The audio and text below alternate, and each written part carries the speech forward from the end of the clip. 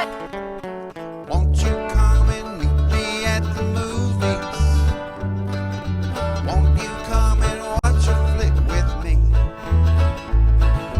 Famous scenes with drama queens and heroes acting out there on a silver screen.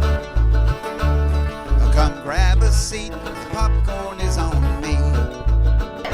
Camera speed. Sound production, take one. All right, it has been a long time since I have walked out of a film and I looked internally to myself and I said, if I die tonight, it will all be okay with the world because I have seen this movie. It's been a long time since I've said that, but I honestly felt that. Noel T. Manning II here with Thomas Manning, and we're going to be spending some extensive time talking about said film. So that is a preview of things to come. Thomas Manning, good to see you, buddy. Welcome back. Yo, so we're talking about the Warwick Davis film Leprechaun, right? Yeah, that's exactly what we're talking about. No, we're not talking about the Leprechaun, but there are some little creatures in here that may not have human existence. So that is true. That part is true. Oh man, so but I am delighted. About, delighted to be here to be talking about a new Steven Spielberg film, Disclosure Day. And there was a movie I saw a few years ago that kind of reminded me of a young Steven Spielberg. It had this character named Sammy Fableman, and okay, I'm doing my research now, and it looks like that was actually a semi-autobiographical film from Steven Spielberg. Okay, my apologies. But yes, that was Spielberg's last film, was The Fablemans, back in 2022, and that was kind of a look at his childhood years and what kind of sparked his interest and his passion for filmmaking. And I think it's kind of fitting that after a film like that his next film would go back to those science fiction roots that kind of had him burst into the mainstream when you go back to 1977 with Close Encounters of the Third Kind. He further explored, extraterrestrials with E.T. the Extraterrestrial. Later on, of course, you had War of the Worlds, and then Indiana Jones and the Kingdom of the Crystal Skull even had a little bit of that in there. But now, I think Disclosure Day is probably his definitive alien film. And I think it's kind of the culmination of everything that he's been exploring throughout his career as a whole, but also throughout his look at the potential of aliens. And I think he's very much making a statement here that, oh yes, I 1,000% believe the aliens, are somewhere within the cosmos and very possibly here with us on Earth. Yeah, and I want to add one more film to the list that is not a Steven Spielberg directed film, but he produced J.J. Abrams' Super 8, which also definitely dives into the alien expansion of the world. And if you look at that film, I really do feel like the DNA of Super 8 has got Spielberg's fingerprints all over that film. So, I wanted to throw that one in the mix, even though it's not a directed film. Spielberg did co-produce that. But the film we are talking about is Disclosure Day. And just an advance to our audience listening, the Me Meet the Movies audience, I have no idea how long we're going to talk about this film because we have a lot to say. So it is possible, entirely possible, that this may take the entire show. And it has been a long time since we have dedicated an entire show to just our deep dive review, our thoughts, our personal interactions. I mean, there's so much that we've got to say. And so I guess we can get started, Thomas, with Disclosure Day, starring Emily Blunt, Josh O'Connor, Colin Firth, and Coleman Domingo, and also Eve Hewson, the daughter of Bono. So there's a lot to say about this film. And just to let our audience know as well, we got an early screening of this. We got to check this out with a lot of our film critic friends, but also it was a marketing screening, so there were advance tickets that were given out for contests and others. So it was a full house for this, and a movie like this, watching it with a full house is something that I would prefer, especially when audiences are invested in the adventure of it. You and I have been to screenings that the audiences just don't care. They just got an extra ticket, and they're distracted more than anything else. But films like this, when we're seeing screenings like this, we know that there's going to be a crowd that's fully into it, and they were for Disclosure Day. Yeah, and sometimes for people who look at movies the way you and I do through a very critical and analytical perspective, sometimes while we're watching movies, we're mentally writing our reviews in the moment, and we say, okay, I want to make sure to highlight this particular moment, this individual camera shot, or this specific performance from this actor playing this character. And I think that mindset does have its merits for certain movies, but I also think some movies occupy this special place and have this effect where it makes you forget you're even watching a movie. And it's not that critical and analytical side of your brain is turned off, but it's kind of compartmentalized and stored somewhere else, because the part of your brain that's just totally driving the experience is that part of your brain that made you fall in love with movies to begin with. And I think that is that is the side of my brain that had the wheel with Disclosure Day. And you mentioned the audience factor. It's one of those where it's palpable within the room that the audience is like physically leaning into the screen to further immerse themselves. And yeah, just like that. Yeah. Actually, I think we should just record the rest of the show like that to really give the audience. Just lean into it. Yeah, our buddy Greg Tillman would appreciate the extreme close-ups of leaning into, for sure. Yeah. And I cut myself shaving a few times, so you might have to edit out a few of the blemishes here and there.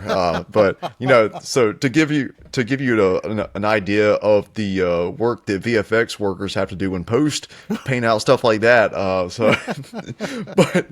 But yes, that Disclosure Day. I was going back through films in the past few years that have kind of given me this just like buzzing, levitating feeling walking out of theater. Last year, I think Sinners gave me that. A few years prior, Top Gun Maverick.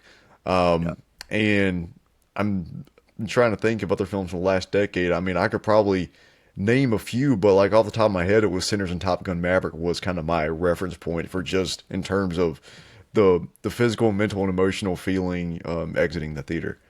Well, we're gonna do something right now that we never do. We're gonna give you our rating for this movie.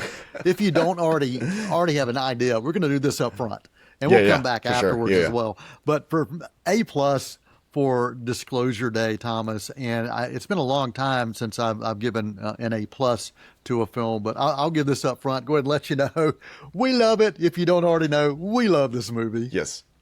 Yeah.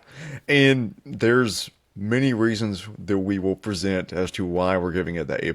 But I think first I want to talk a little bit about the structure of the film, which is all three acts are basically a different genre. You go from first act, a political intrigue, paranoia thriller. You've got that. The second act is like just this thrilling chase movie, and where you find yourself just holding on tight to your armrest in the theater. And I mean, chase movies, that was like Spielberg's very first movie. Duel was effectively a chase movie. Right. It's all baked in there. And then, third act is just this like, symphonic, transcendent exploration of, the human spirit and our limits, but also our potential as a species. And it's very much within that is an exploration of faith as well, that I know we're going to dig into that. But that's what really impressed me, is that I felt like I saw three distinct films within this one film, but I don't say that in a way that it felt like it was a mishmash of stuff that didn't make sense. It just felt extremely natural from one act to the next, the way it was like a perfectly balanced smoothie, which yeah. and the third act itself was also disguised as a behind-the-scenes look at breaking news on TV. There's this one outlet that is going to break this story that will literally change the way that we see the world. And I am not exaggerating that. I'm not hyping that up. That is exactly what's happening. There's one network that has all the cards because of what's happening and the people connected, or one person connected to that network. And all of a sudden we are behind the scenes. We're in the control room. We're seeing this stuff unfold. And you talk about the immersive nature of this film, that we felt like we were along for the ride.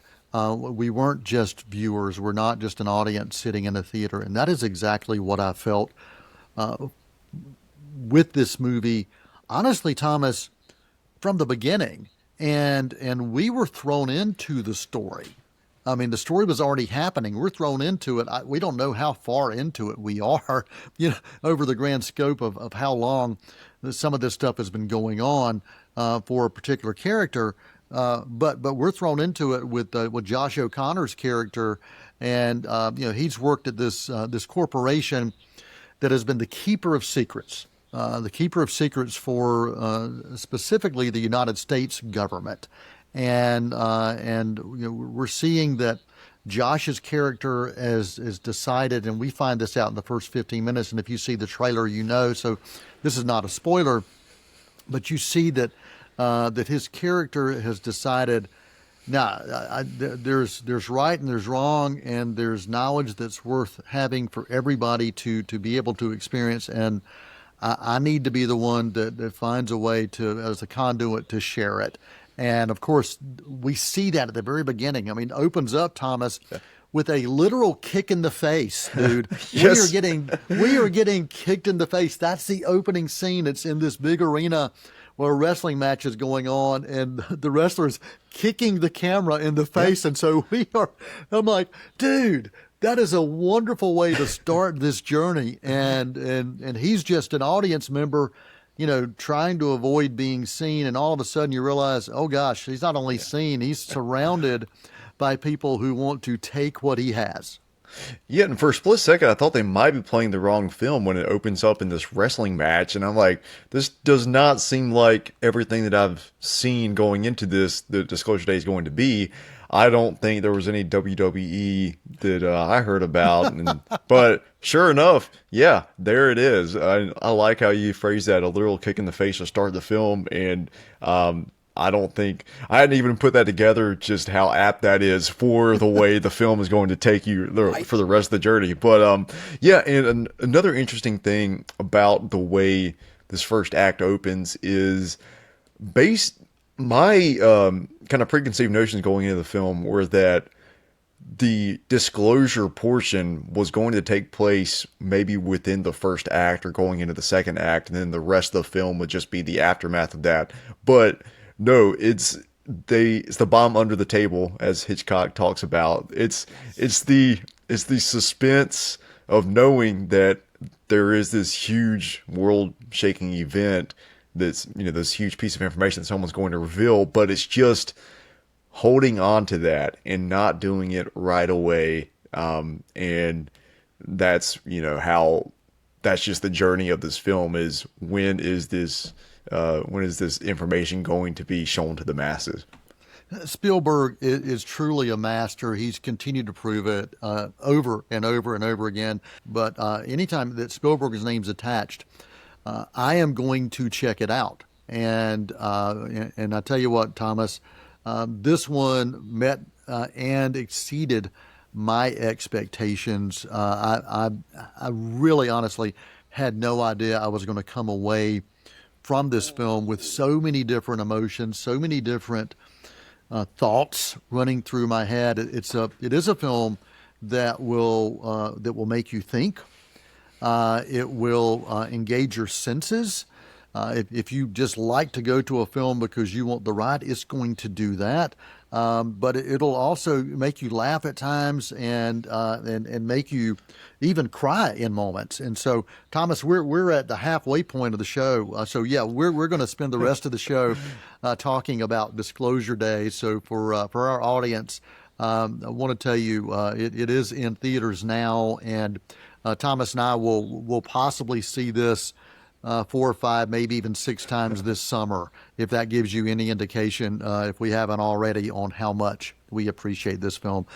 Thomas Manning, Noel T. Manning II here. This is C19 TV's Meet Me the Movies on Spectrum TV.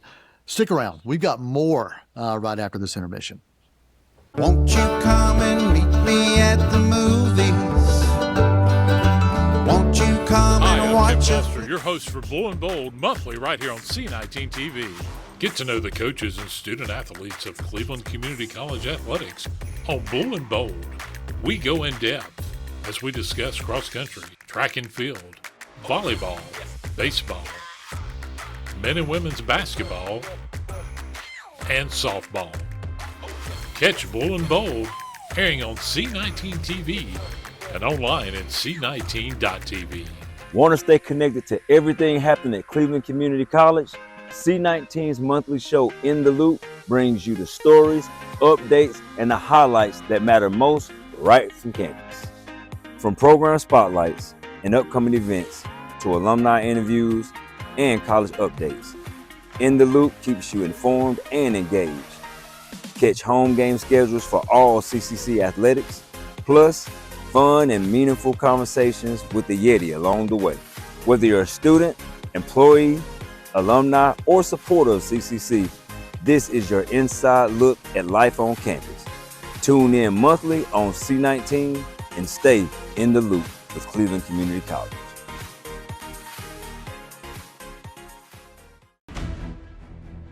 We always have had That's a true. certain courtesy to other people upon their retirement or somebody's passing. I got something nice to say about our retirement. Well, we're not. Good riddance. Oh, was it you? First, he put giant flagpoles on the White House lawn like it was a Buc-ee's, and then he cemented over the Rose Garden. Then he turned the Oval Office into a place that looks like a New Orleans cat house. Well, I'm sure President Obama evaluated both candidates and went with the best one, better one. Yeah, one of But them I had a D was- by her name. One cannot help but wonder why. Betsy, one possibility would be that the Hurricanes are now afraid to enter the newly named Gulf of America while Trump's in the White House.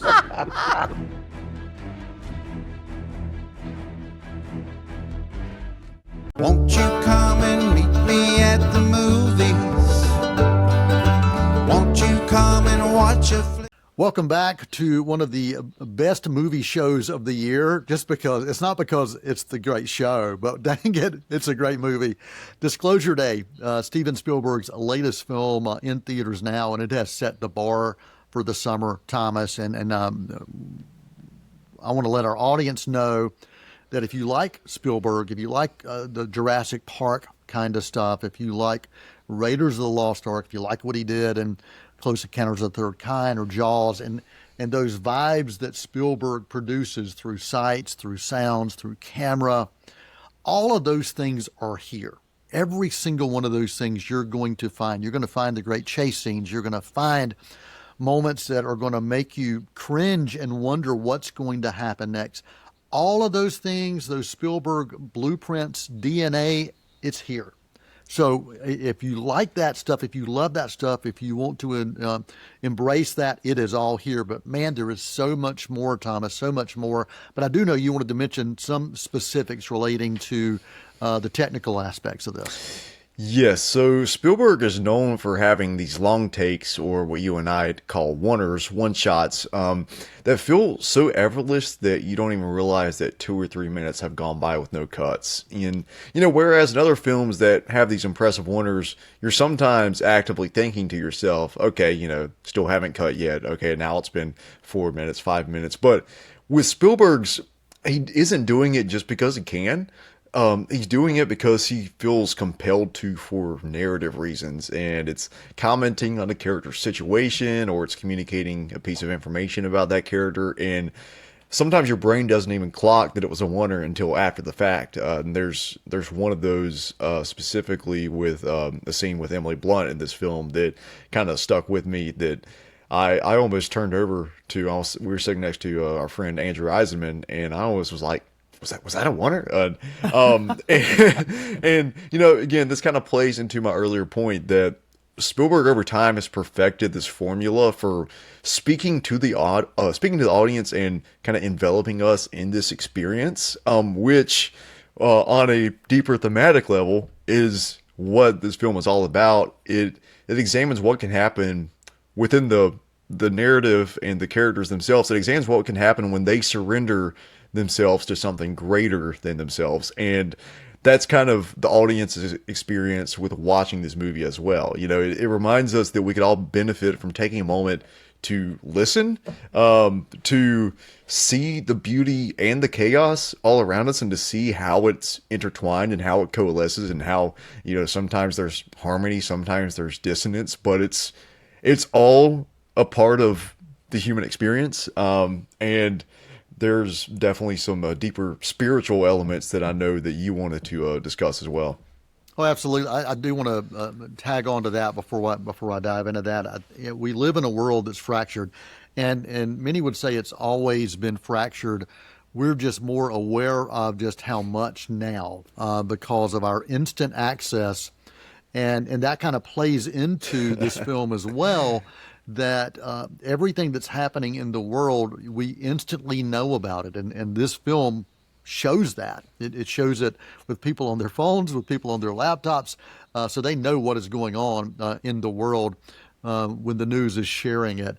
And I think within a fractured world, if we do take the time to listen to those, even those that we disagree with, whether we disagree with them on social boundaries, religion, politics, there's so many different things that we can disagree on, but there are just as many that we can agree on if we take the time to listen and to be aware. And I think that that's something that this movie does a great job at trying to convince us of, or trying to speak to us. I don't say it's trying to convince us. I think it's trying to speak to us and get us to listen. There is a theme of faith that runs through this as well that's really strong. Hewson, Bono's daughter, plays a character who was she was in training to be a nun, and she left that, and she is the girlfriend of Josh O'Connor's character, but she's still got this strong faith connection, and you see her struggling with the question of if we are not the only species in the universe, how does that affect my faith? How does that affect other people's faith? And that is a really strong question that is answered. There's a particular character who answers that in a way that I'm like, wow, that is cites scripture even. Absolutely. It's quite beautiful. And Thomas, we've only got 6 minutes, so we're not going to get through everything we want to, but I did want to mention that, and I'll let you kind of take over from here, buddy. Yeah, and kind of what I want to draw back on what you mentioned about the disagreement factor. And I do think there are some statements about that, of how in order for a functioning society, there does need to be some healthy disagreement on some things. But I think just as direct of a statement there is in this film to be found about there is right and wrong, and some things are just on the most human of levels. You feel compelled to stand on that truth because you know it is the right thing, and it is the right thing on this world and all other worlds, and that's specifically as it relates to the Josh O'Connor's character, and just some things that he witnesses that profoundly change him and show him that that's kind of the spark for what creates him more fully as a character. And it's a movie about how empathy, patience, and intelligence, when those are combined to an extent, is pretty much you unlock the secrets to the universe. And and no human being can ever fully reach that, but it's kind of the aspiration of that maybe drives us forward as humans, and drives us to form a healthier functioning society and world that we're living in. Spielberg is a master storyteller. I've said that, and I'll say it over and over and over again. And he can take somebody's idea that's written on a napkin and create a masterpiece. And this is a film that I will see multiple times. When it comes out, I will own it. And you hear us say it for certain films, this is one see on the biggest screen you can. See it with the best sound that you can possibly endure with your ears, and embrace the ride. And if you can find like a 40x version of this, dude, I mean, take advantage of it. The script, every aspect of this movie clicks, Thomas. The script, the casting, the acting, the sound design, the effects. Do we mention there's a guy named John Williams? He scored this Yes. at 94 Yes. years of age. Yes. Still So the cranking score, it out. Yeah, I can't believe Yeah. we didn't mention the score. So it does. It clicks on every single part. There was only one element that drew me out just a little bit. There was a CGI animal.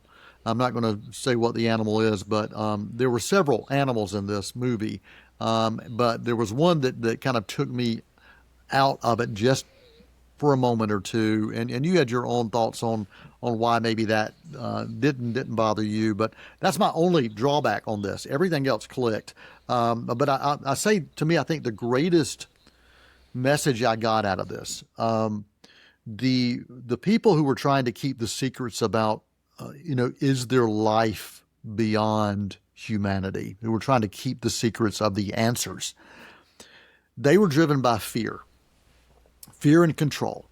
And ultimately, hope can overcome that if you allow it to. And I think that's the greatest message that I got out of this, is that sometimes we give into fear, we hold on to it, and we let it control what we decide to do, who we decide to talk to, where we decide to go in the world.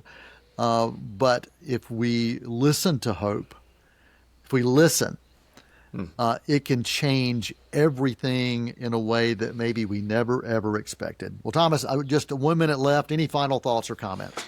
Well, yeah, like how sometimes there is no objective truth for, certain arguments. But there are other times where the truth will find a way to reveal itself. If it's a truth that is 100% certain and undeniable, that'll find a way to, reach the people that it needs to reach. Disclosure Day is the film. Steven Spielberg is the director. It is in theaters now, and we deeply appreciate you letting us spend time with you, offering just some of our thoughts. We've got so many more, but just some of our thoughts on a film that spoke to us in so many different ways. As I said, as we launched this show, it's been a long time since we've wanted just to talk about a film and keep talking about it and keep talking about it and keep talking about it. And so when I say that this film is a conversation starter, I am not saying that lightly. You have been watching. Again, what are our ratings? What's our rating, Thomas? What's your rating for Disclosure Day? Let's see. We got a AAA+, I believe. Yeah, that's exactly right. A+ for Disclosure Day, and we highly recommend this film as much as we possibly can. I am Noel T. Manning II. You have been watching Meet Me at the Movies. Thomas Manning has been along for the adventure that is Disclosure Day. And for all of those who take the time to be with us, we appreciate it. And to the cast and crew and Tim Foster, who gives us this opportunity, I thank you as well. Until next time, for Meet Me at the Movies, I'm Noel T. Manning II. That's a wrap. Many films to view until we meet again. Next time we see you, we'll gladly fill you in. We'll tell about the happy and the sad ones. We'll talk about the good ones and the bad ones. Many films to view till we meet again.